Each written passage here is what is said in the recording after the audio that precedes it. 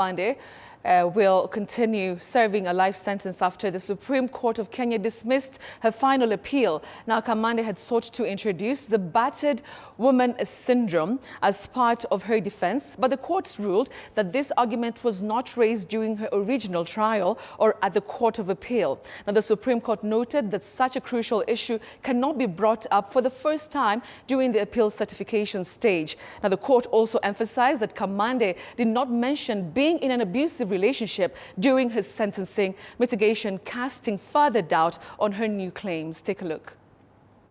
Ruth Kamande, the former Miss Langata Women's Prison who rose to national attention in 2015, has suffered a legal setback after the Supreme Court of Kenya dismissed her appeal.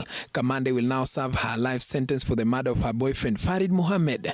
In a landmark ruling delivered on Friday, a bench led by Chief Justice Martha Koome noted that Kamande had introduced new arguments that were not raised during her initial trial or at the Court of Appeal. While her case raised issues of general public interest, the court held that they could not form the basis for a fresh hearing. Kamande's appeal was anchored on the claim that the Court of Appeal failed to consider and apply the battered woman syndrome doctrine when assessing whether her actions could be justified as self-defense. However, the judges found that Kamande's own testimony contradicted this claim. Her statements portrayed a conventional romantic relationship rather than one marked by abuse or sustained violence, casting doubt on the applicability of the battered woman defense.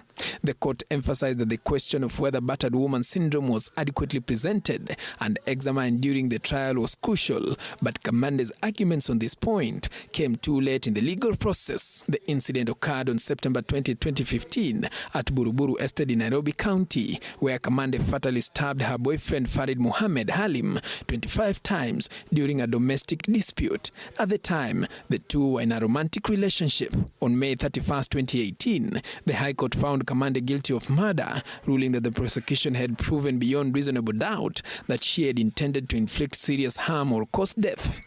With the Supreme Court's decision, Ruth Kamande's fate is now sealed. Her life sentence stands, and she will remain behind bars. Paul Kirobi, TV 47, Nairobi.